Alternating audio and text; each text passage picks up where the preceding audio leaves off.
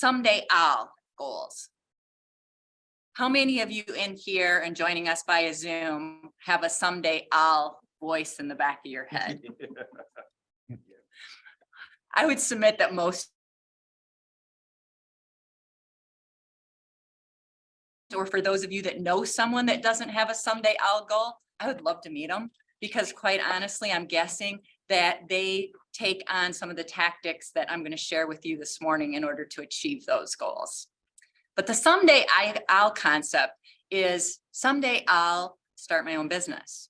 Someday I'll run a marathon. Not me, but somebody wants to do that. Someday I'll enter that Toastmasters contest. Whatever your someday I'll is, it always sits there. And then the question becomes, when am I actually going to take that on? So this morning, I'm going to give you a couple of thoughts around how can you overcome the speed bump that's stopping you from really taking on that someday I'll.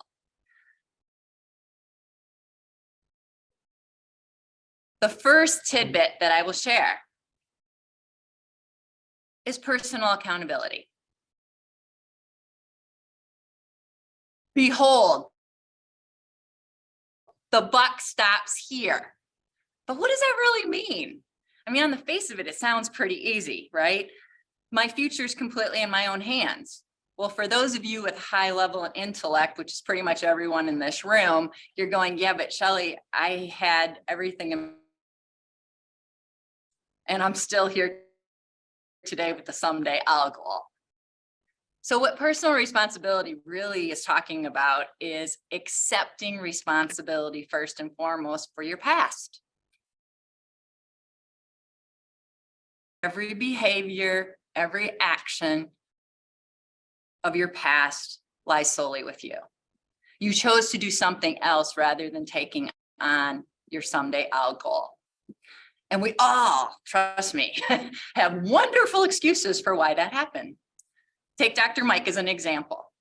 If he had allowed himself to stay on the hamster wheel narrative of, I can't leave a great job and go back to school to do what I want to do, because the financial responsibility of my family is solely on my shoulders. How do I go from an income to no income, go into debt for an education with no guarantee that this is all going to pan out? But he did. And most importantly, he answered that call of helping people in a really meaningful way. Tip number 2.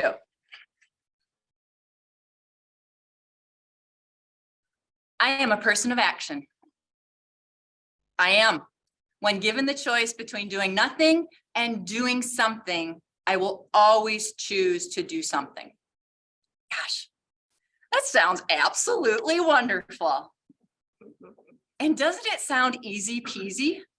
I mean, how much easier does that get? You just do something. It's not easy. Oh my gosh, it's not easy. Great example. Last night, I facilitated a session on resume development for college students. We had publicized it, and of all of our college students, yes, I don't want to tell you what that number is, 37 took the initiative to register for the event. So kudos to them. 37 of our entire university signed up.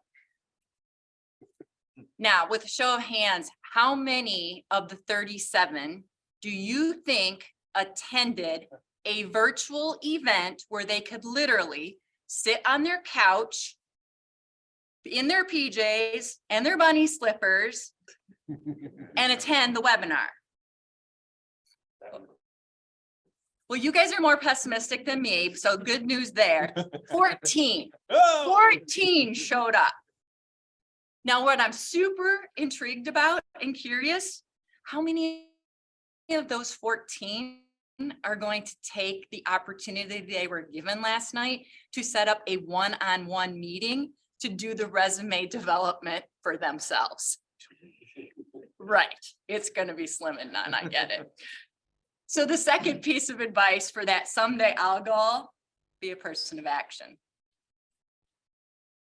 And the third tidbit I have for you persistence. I had the opportunity many years ago to meet and hear speak, and then a few years later, actually work with an individual that achieved the championship finals in the International Toastmasters Speaking Contest for the United States. Not bad, right? But I will bet that you are going to be completely shocked that the year he achieved that summit was not the first time he entered the contest. In fact, to hear him tell the story, that speech where he was in the finals, he had given to different audiences, tweaked, revised, and given thousands of times. What I found truly interesting was that his someday I'll goal was not to win Toastmasters. It was to get to the big stage. Isn't it amazing what our brains do with a goal? He got second, but he hit the big stage. Well, the third tidbit, be persistent.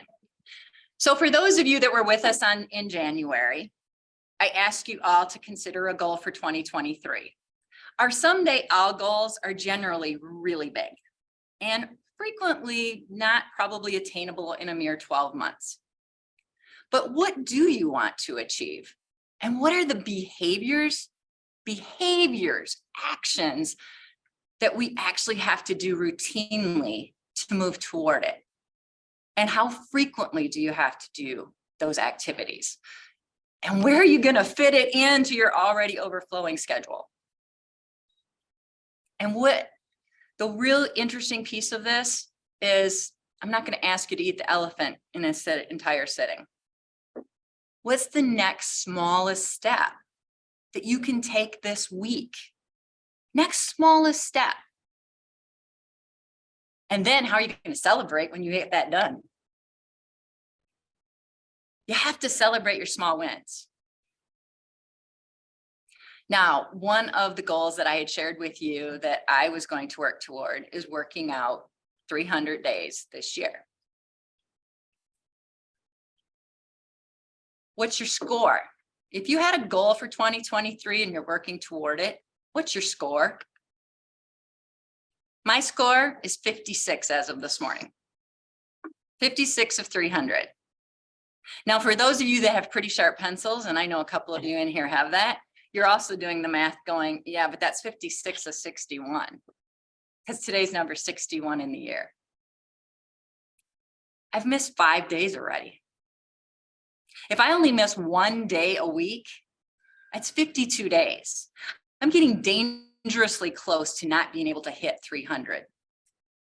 If I don't keep score, I can get to July and realize there is absolutely no way I can hit 300.